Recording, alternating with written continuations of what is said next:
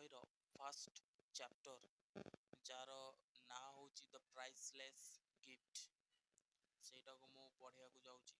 ଆମେ ଟ୍ରାଏ କରିବା କେହି ଟପିକରେ କ'ଣ ଲେଖା ହେଇଛି, ଆକ୍ଚୁଆଲି ଷ୍ଟୋରି କ'ଣ, ଷ୍ଟୋରିକୁ ବୁଝିବାକୁ ଚେଷ୍ଟା କରିବା, ବିଷୟକୁ ବୁଝିବାକୁ ଚେଷ୍ଟା କରିବା। ଚलो ଷ୍ଟାର୍ଟ କରିବା। ଡିଟେଲ୍ଡ ଟେକ୍ସଟ ସବିଶେଷ ପାଠ୍ୟରୁ ଆସିଅଛି।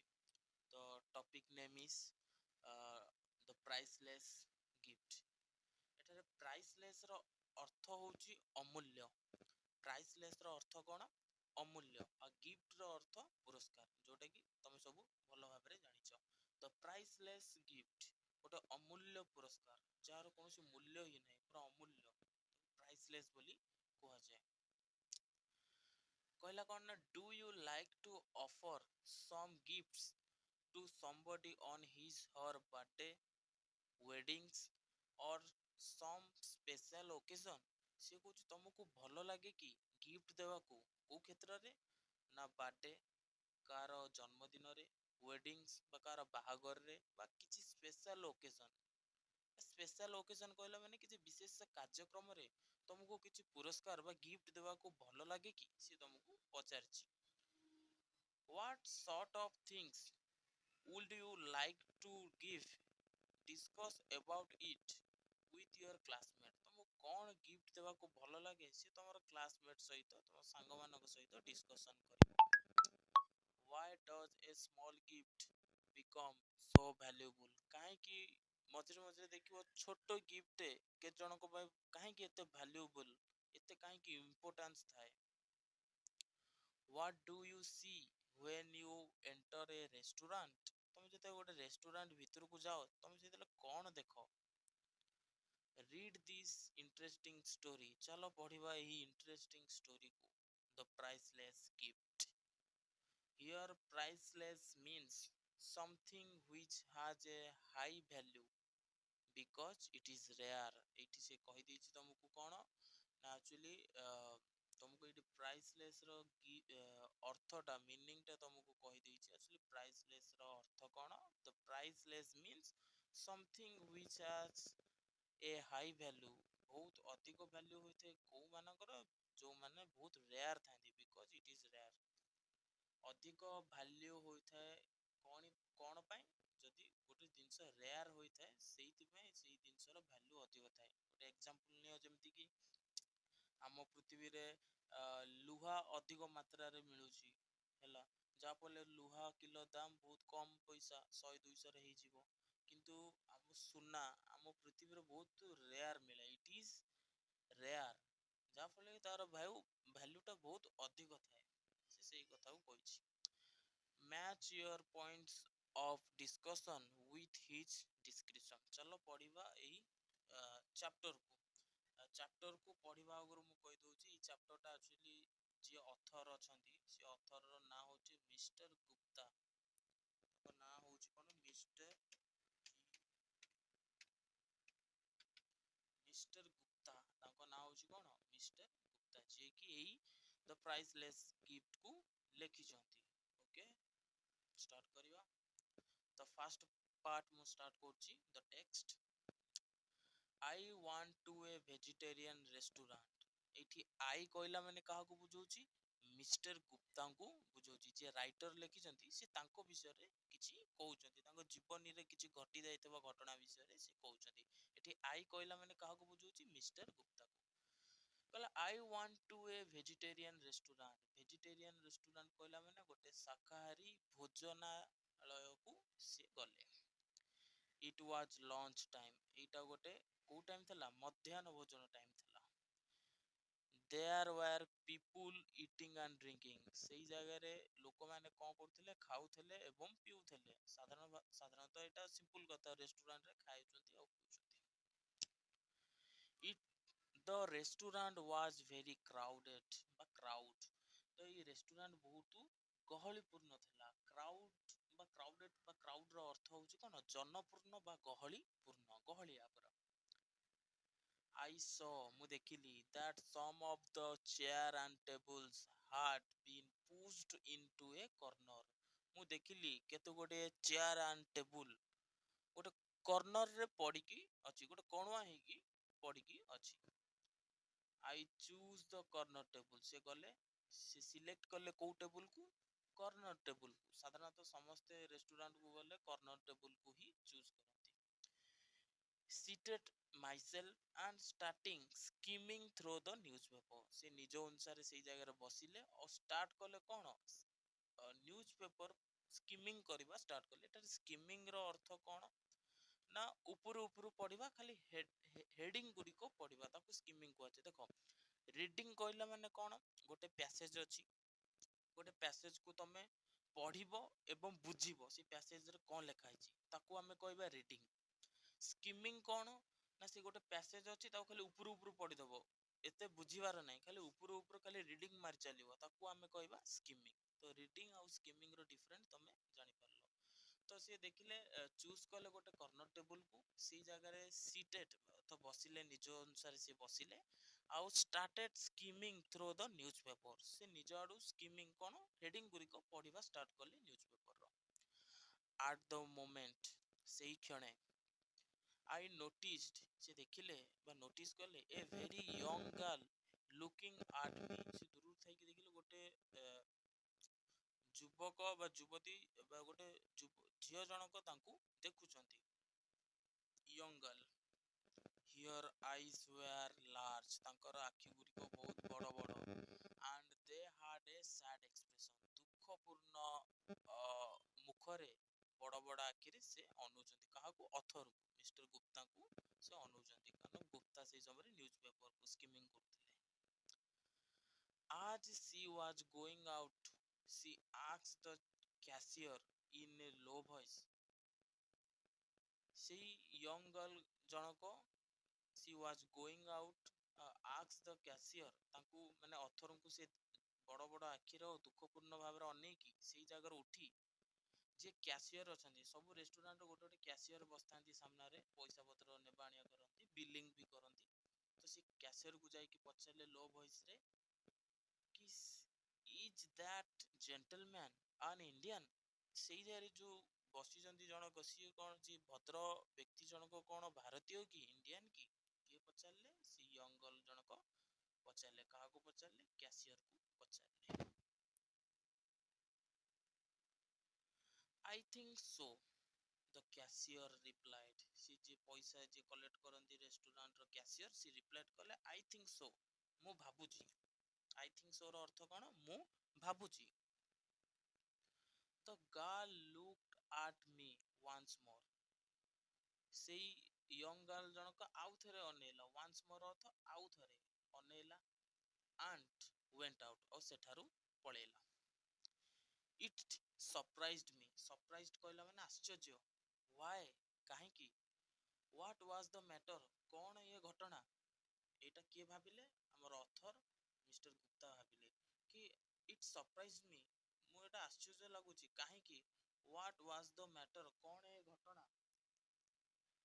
Your interest in me aroused my curiosity in her, aroused ଅର୍ଥ ହଉଛି ଆମର କଣ, ଜାଗ୍ରତ ହେବା, aroused ଅର୍ଥ କଣ, ଜାଗ୍ରତ ହେବା। ଇଣ୍ଟରେଷ୍ଟ ଅର୍ଥ ହଉଛି ଆମର ଜାଣିବା, ଇଣ୍ଟରେଷ୍ଟ ଅର୍ଥ କଣ, ଜାଣିବା ବା ଆଗ୍ରହ, aroused ଅର୍ଥ ଜାଗ୍ରତ ହେବା। my curiosity in her, curiosity ର ଅର୍ଥ ହଉଛି ଜାଣିବାର ଆଗ୍ରହ, ତାଙ୍କ ମନରେ ଜାଗ୍ରତ ହେଲା ବା aroused ହେଲା, କଣ ଇଣ୍ଟରେଷ୍ଟିଂ ହେଲା, କ୍ୟୁରିଓସିଟି ଜାଣିବାର କିଛି ଗୋଟେ ତାଙ୍କ ମନରେ ଆଗ୍ରହ ହେଲା, ଜାଣିବା କି କାହିଁକି ସେ ଏମିତି ମତେ ଅନେଇକି ମୋ ବିଷୟରେ ତାଙ୍କୁ ପଚାରିକି ଏଠୁ ପଳେଇଲେ। When I had finished my lunch, I asked the waiter, ଅଥର ଯିଏ ତାଙ୍କର ଲଞ୍ଚ କୁ ଫିନିଶ କଲେ ବା ସରେଇଲେ, ତାପରେ ସେ ପଚାରିଲେ କାହାକୁ, ୱେଟର କୁ। ୱେଟର କହିଲା ମାନେ ଯିଏ ଖାଦ୍ୟ ପରୋସନ୍ତି ତାଙ୍କୁ ୱେଟର ବୋଲି କୁହାଯାଏ, ଜାଣିଥିବ ସମସ୍ତେ। Do you know the girl, ତମେ କଣ ସେ ଝିଅକୁ ଜାଣିଛ କି?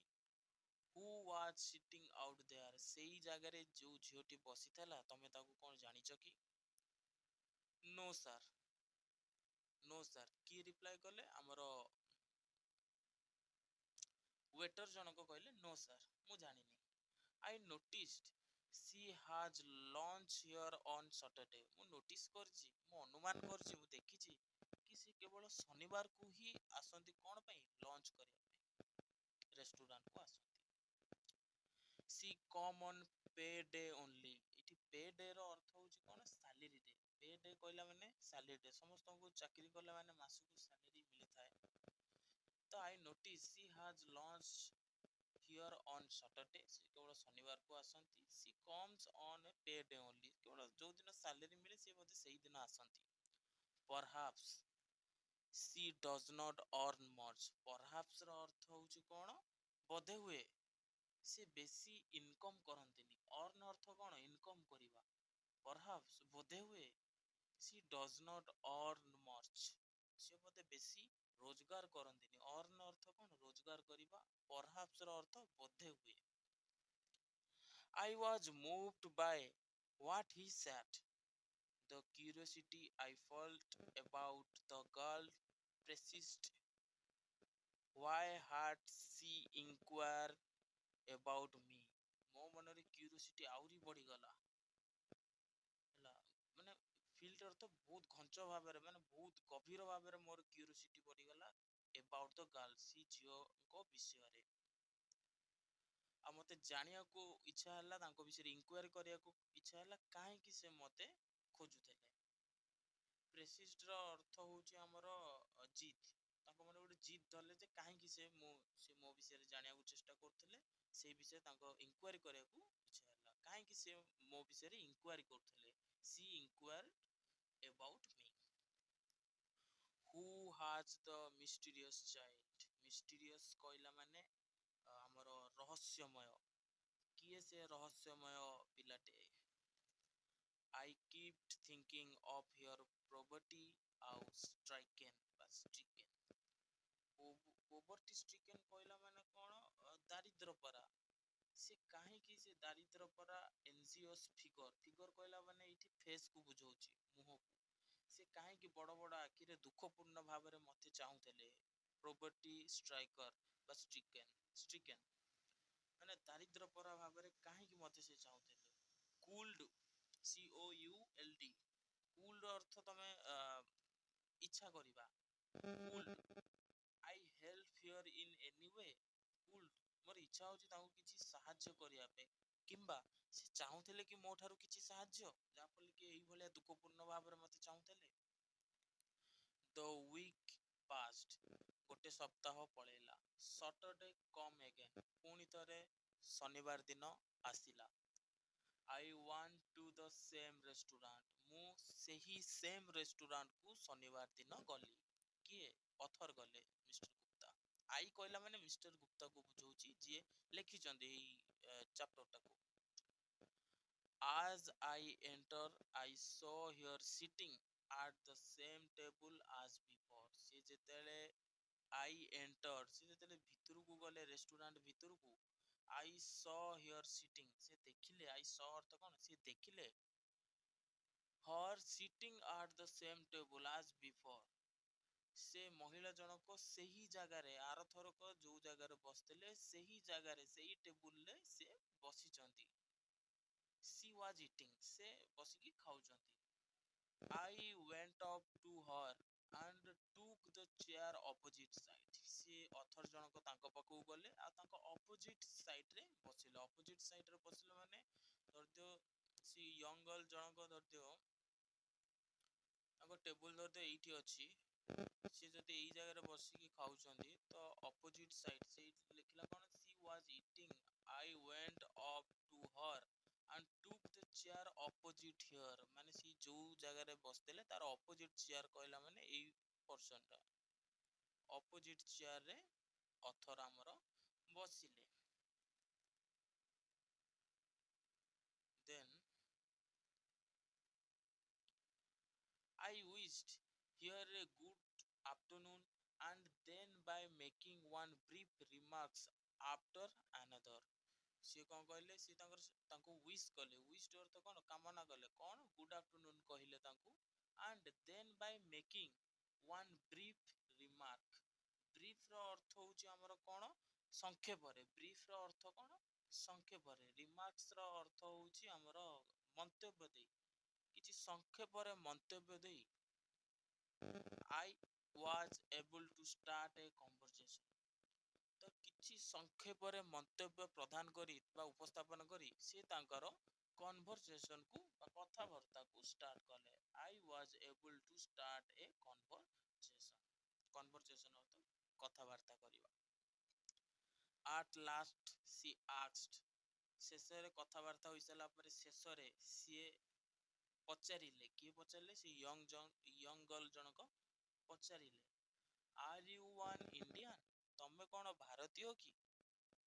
My brother is in India, ମୋ ଭାଇ ଜଣକ ଇଣ୍ଡିଆରେ ରହନ୍ତି। My brother is in India, he is a soldier, ସେ ଜଣେ ସୈନିକ। We have not had a letter from him for a long time, ମାନେ ବହୁତ ଦିନ ହେଲାନି ତାଙ୍କ ପାଖରୁ ଆମଠିକି କୌଣସି ଲେଟର ବା ଚିଠି ଆସିନାହିଁ। ମାଇ ମଦର ଇଜ ଭେରି ଓରିଡ୍, ଓରିଡ୍ ଅର୍ଥ କହିବାକୁ ଗଲେ ଏଇଠି କଣ ଚିନ୍ତା କରିବା। ଓରିଡ୍ ଅର୍ଥ କଣ ଚିନ୍ତା କରିବା। ଓରିଡ୍ ଅର୍ଥ କଣ ଚିନ୍ତିତ। ତ ଯାହାଫଳରେ ତାଙ୍କ ମା କଣ ବହୁତ ଚିନ୍ତିତ। କଣ ପାଇଁ ଚିନ୍ତିତ? ତାଙ୍କ ପୁଅ ଇଣ୍ଡିଆରେ ରହନ୍ତି, ସେ ଜଣେ soldier. We have not had a letter from him for a long time, ବହୁତ ସମୟ ହେଲାନି ତାଙ୍କ ପାଖରୁ କୌଣସି ଚିଠା କି ତାଙ୍କ ବିଷୟରେ କିଛି ଜାଣିବାକୁ ମିଳୁନି। ଯାହା ଫଳରେ ତାଙ୍କ ମା ଜଣକ କଣ ଓରିଡ୍ ଅଛନ୍ତି ବା ଚିନ୍ତିତ ଅଛନ୍ତି। She is afraid something has happened to him, afraid ର ଅର୍ଥ ହଉଛି କଣ ନା ମାନେ କିଛି ଗୋଟେ ଘଟଣା ଘଟିଛି। ଆଫ୍ରେଡ ର ଅର୍ଥ କଣ? କିଛି ଗୋଟେ ଘଟଣା ଘଟିଛି। She is afraid something has happen to him, ତାଙ୍କ ମା ଭାବୁଛନ୍ତି କି କିଛି ଗୋଟେ କଣ ହେଇଛି ଯାହା ଫଳରେ କି ତା କିଛି ଚିଠି ସେ ପଠେଇ ପାରୁନି ତାଙ୍କ, ଯାହା ଫଳରେ ତାଙ୍କ ମା କଣ ଓରିଡ୍ ଅଛନ୍ତି ବା ଚିନ୍ତିତ ଅଛନ୍ତି। I learn that here only guardian was her brother, ସେ ଅଥର ଜଣକ ଜାଣିବାକୁ ପାଇଲେ, ଲର୍ନ କହିଲା ମାନେ ଜାଣିବାକୁ ପାଇଲେ ଯେ ତାଙ୍କ ପରିବାରରେ ଜଣେ ହିଁ ଗାର୍ଡିଆନ ଯିଏକି ତାଙ୍କ ପରିବାରକୁ ଚଳଉଥିଲା, ସିଏ ହଉଛି ତାଙ୍କ ବ୍ରଦର। ଗାର୍ଡିଆନ କହିଲା ମାନେ ଯିଏ ଗୋଟେ ଘରର ମୁରବୀ ବା ଯିଏ ଘରକୁ ହ୍ୟାଣ୍ଡେଲ କରେ financially. She lived with her old widow mother, ଯାହାର ନାଁ ହଉଛି ବେଥି। ସି ୟଙ୍ଗ ଗର୍ଲ ଜଣକ ରହୁଥିଲେ କାହା ସହିତ ନା ବୃଦ୍ଧ, ୱିଡୋ କହିଲା ମାନେ କଣ ବିଧବା ମାଙ୍କ ପାଖରେ, ଯାହାଙ୍କ ନାଁ ହଉଛି କଣ ବେଥି, ମାନେ ସେ ୟଙ୍ଗ ଗର୍ଲ ର ମାଙ୍କ ନାଁ କଣ ବେଥି। I understood how she felt, I think she wanted me to see her mother, ମୁଁ ଭାବୁଛି ସେ ଚାହୁଁଛନ୍ତି, ମାନେ କିଏ ଚାହୁଁଛନ୍ତି? ସେ ୟଙ୍ଗ ଗର୍ଲ ଜଣକ, ସେ ୟଙ୍ଗ ଗର୍ଲ ଜଣକ ଚାହୁଁଛନ୍ତି I wanted me to see her mother, ମୁଁ ତାଙ୍କ ମାଙ୍କ ସହିତ ଦେଖା କରିବା ପାଇଁ ତାଙ୍କ ମନରେ ଇଚ୍ଛା ଅଛି ବା ସେ ଚାହୁଁଛନ୍ତି, ସେ ଭାବୁଛନ୍ତି। ବଟ୍ କିନ୍ତୁ she did not have a courage, but she did not have a courage, courage ଅର୍ଥ ଏଇଠି କହିଲା ମାନେ କଣ ସାହସ, ବୋଧେ ତାଙ୍କ ମନରେ ସାହସ ହଉନି।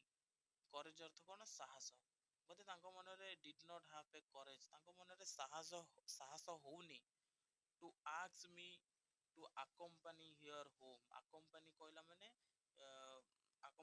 ମାନେ ସାଙ୍ଗରେ ଯିବା, ବୋଧେ ତାଙ୍କ ମନରେ ସେତିକି ସାହସ ହଉନି କି ମୋ ସାଙ୍ଗରେ ଯାଇକି ମୋ ମାଙ୍କୁ ଦେଖା କରି ବୋଲିକା, ସେ ସେଇଟା କହୁଛନ୍ତି। ତାଙ୍କ ମନରେ ସେତିକି ସାହସ ହଉନି, କାହା ମନରେ ନା ୟଙ୍ଗ ଗର୍ଲଙ୍କ ମନରେ। We finish our lunch and get up together, ସେ ତାଙ୍କର ଖାଇବାକୁ ସରେଇଲେ ଆଉ ମିଶିକି get up together, ମିଶିକି ଉଠିଲେ। get up together ଅର୍ଥ ମିଶିକି ଉଠିଲେ। As we waked I asked her, ସେ ଅଥର ଜଣକ ଯିଏ ଅଛନ୍ତି ମିଷ୍ଟର ଗୁପ୍ତା, ସେ ଝିଅଙ୍କୁ ପଚାରିଲେ, may I know your name, ମୁଁ ତମର ନାଁ ଜାଣିପାରିବି କି? My name is Maggie, my name is Maggie, other ଜଣକ ପଚାରିଲେ ସେ ୟଙ୍ଗ ଗର୍ଲକୁ, may I know your name, ମୁଁ ତମର ନାଁ ଜାଣିପାରିବି କି? ସେ ମହିଳା ୟଙ୍ଗ ଗର୍ଲ ଜଣକ କଣ କହିଲେ? Yes my name is Maggi, ମାନେ ସେ ୟଙ୍ଗ ଗର୍ଲ ଜଣକ ନାଁ ହଉଛି କଣ ମ୍ୟାଗି, ଯିଏ ବଡ ବଡ ଆଖିରେ ଦୁଃଖପୂର୍ଣ୍ଣ ଅବସ୍ଥାରେ ଅଥରଙ୍କୁ ଚାହୁଁଥିଲା, ତାଙ୍କ ନାଁ ହଉଛି କଣ Maggi. We chatted pleasantly and soon reached a bus stand, ଚାର୍ଟେଡ ଅର୍ଥ କହିଲା ମାନେ କଣ ପ୍ରଶ୍ନାୟତ କରିବା ମାନେ ତାଙ୍କ ବିଷୟରେ କିଛି ପଚାରିବା ପ୍ରଶ୍ନ ପଚାରିବା ତାଙ୍କ ବିଷୟରେ ଜାଣିବାକୁ ଚେଷ୍ଟା କରିବା। ପ୍ଲିଜେଣ୍ଟଲି ଅର୍ଥ କଣ ପ୍ରୀତିକର ଭାବରେ ଭଲରେ ତାଙ୍କ ବିଷୟରେ ଜାଣିବା ଏଇ ସବୁ ଭଲରେ ତାଙ୍କ ବିଷୟରେ ଜାଣିବା। ଆଣ୍ଡ ସୁନ୍ ରିଚ୍ଡ ଏଇ ସବୁ ବିଷୟରେ କଥା ହୋଇ ସେ ବସ୍ ଷ୍ଟାଣ୍ଡରେ ପହଞ୍ଚିଲେ। ରିଚ୍ଡ ଅର୍ଥ ପହଞ୍ଚିଲେ କୋଉ ଜାଗାରେ a bus stand. This gave me the opportunity for asking her where works। ଥର ଜଣକ ତାଙ୍କ ସେ ମ୍ୟାଗି ବା ସେ ୟଙ୍ଗ ଗର୍ଲକୁ ପଚାରେ ତମେ କେଉଁ ଜାଗାରେ ଜବ୍ କରୁଛ ବା ଚାକିରି କରୁଛ ବା କାମ କରୁଛ। Do you usually go this way? I asked। ସେ ଅଥର ଜଣକ ପଚାରିଲେ ତମେ କଣ ଡେଲି ଏଇ ରାସ୍ତାରେ ଯିବା ଆସିବା କର? No, she answered। ସେ ଉତ୍ତର ଦେଲେ ନାଇଁ। I usually take the village bridge। ସେ usually ବା ସଦାବେଳେ village bridge ମାନେ ଗାଁ ପୋଲ ଦେଇ ଯାଆନ୍ତି। It is being repaired at the moment। ବର୍ତ୍ତମାନ ସେଇଟା କାମ ଚାଲିଛି। ରିପେୟାର ଅର୍ଥ ଜାଣିଥବ ରିପେୟାର ଅର୍ଥ କାମ ଚାଲିଛି। Soon we approached their neighborhood। କଥାବାର୍ତ୍ତା ହୋଇ ସେ ତାଙ୍କର ନେବରହୁଡ ବା ତାଙ୍କ ପଡୋଶୀ ଘର ପାଖାପାଖି ଆପ୍ରୋଚ ଅର୍ଥ ପହଞ୍ଚିବା ପଡୋଶୀ ଘର ପାଖାପାଖି ସେ ପହଞ୍ଚିଲେ। We had reached a narrow doorway। ସେଟା ଦେଖିଲେ ଗୋଟେ ନ୍ୟାରୋ ଡୋରୱେ। ସେ ରିଚ୍ଡ ଅର୍ଥ କଣ ପହଞ୍ଚିବା ରିଚ୍ଡ ଅର୍ଥ କଣ ପହଞ୍ଚିବା। ନ୍ୟାରୋ ଡୋରୱେ ମାନେ ସରୁ ରାସ୍ତା ବା ଗୋଟେ ସରୁ କବାଟଟେ ଥିଲା। ନ୍ୟାରୋ ଅର୍ଥ କଣ ଅଣଓସାରିଆ ରାସ୍ତାଟେ ଥିଲା ସରୁ ଓସାରିଆଟା। Maggie took a thin latched key out of your pocket। Thin କହିଲା ମାନେ ପତଳା latched ଏଇଠାରେ କହିଲା ମାନେ ଛୋଟ ଗୋଟେ ଥିନ୍ latched key ବା ଛୋଟ ପତଳା ଚାବିଟେ out of your pocket ତାଙ୍କ ପକେଟରୁ ସେ ବାହାର କଲେ। and opened the door ତାପରେ ସେ କବାଟକୁ ଖୋଲିଲେ। She entered and sat। ସେ ଭିତରକୁ ଗଲେ ଆଉ କହିଲେ please come in. Please come in ମାନେ ଭିତରକୁ ଆସ। Together we descend the stair to the kitchen। ସେ ଦେଖିଲେ ଯେ ଗୋଟେ ଷ୍ଟେୟାର ଅର୍ଥ କଣ ଏଠି ସିଡି ଗୋଟେ କିଚେନକୁ ସିଡି ଯାଇଛି। Mother said Maggie from the doorway। Maggi ଗୋଟେ ଡୋର ବା ଗୋଟେ କବାଟ ପାଖରେ ଠିଆ ହୋଇ sat ଅର୍ଥ କଣ କହିଲା ମା ଭିତରକୁ ଯାଇକି। And Indian gentleman has come to see you। ଭାରତୀୟ ଭଦ୍ର ଲୋକ ଜଣକ ତମ ସହିତ ଦେଖା କରିବାକୁ ଆସିଛନ୍ତି। An Indian gentleman has come to see you। Where is he? The old woman asked eagerly। eagerly ଅର୍ଥ ଆଗ୍ରହରେ।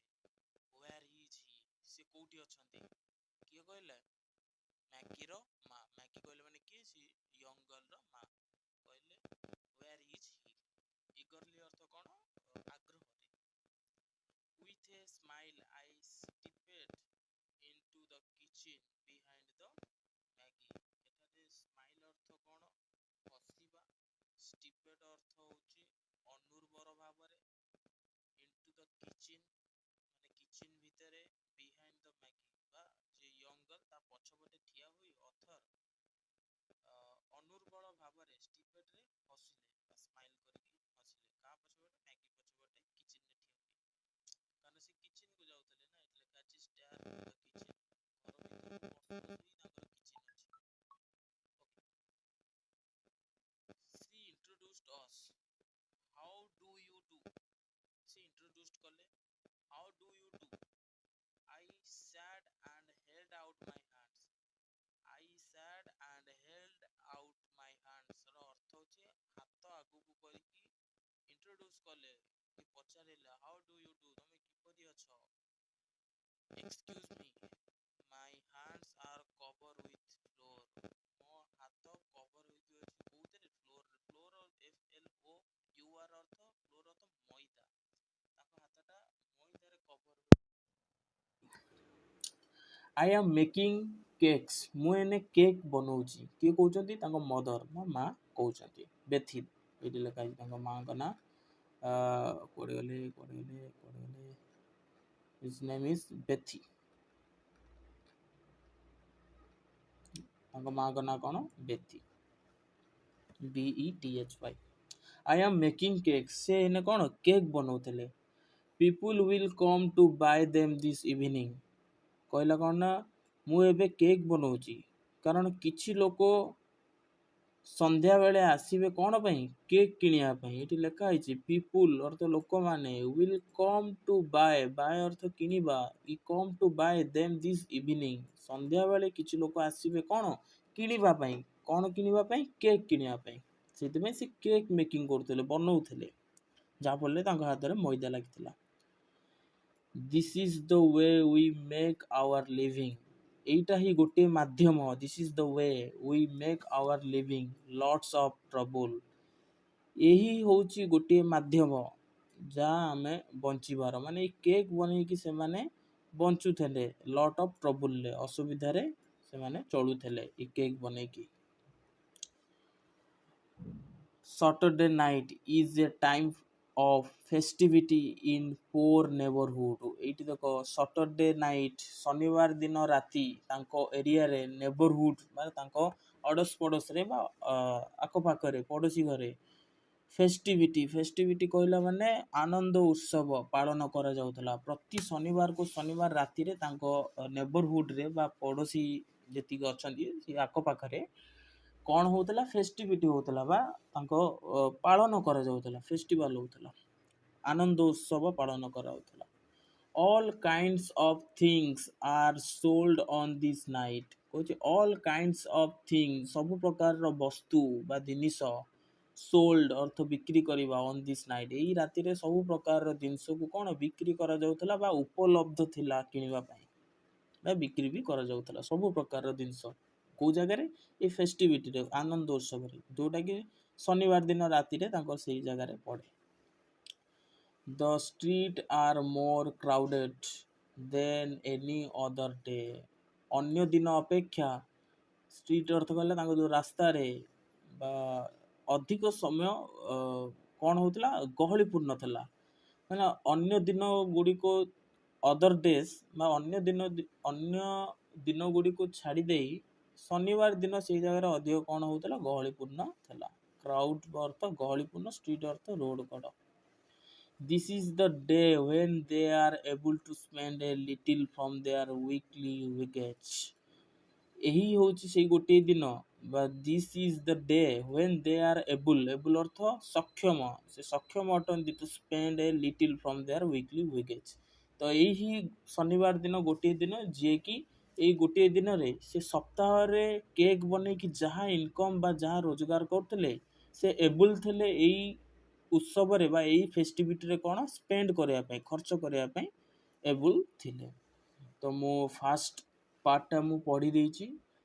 ଏଥିରେ ଯାହା ଷ୍ଟୋରି ଆମେ ବୁଝିଲେ, ଯିଏକି ମିଷ୍ଟର ଗୁପ୍ତା ଏଥିରେ ଅଥର ଅଛନ୍ତି, ସିଏ ହିଁ ତାଙ୍କ ଷ୍ଟୋରିଟା କହିଛନ୍ତି। ତାଙ୍କର ଜୀବନରେ ଘଟି ଯାଇଥିବା କିଛି ଘଟଣାକୁ ଏଇ ଜାଗାରେ ଉପସ୍ଥାପନ କରିଛନ୍ତି, ଯାହାର ନାଁ ହେଉଛି କଣ? ଦ ପ୍ରାଇସଲେସ୍ ଗିଫ୍ଟ।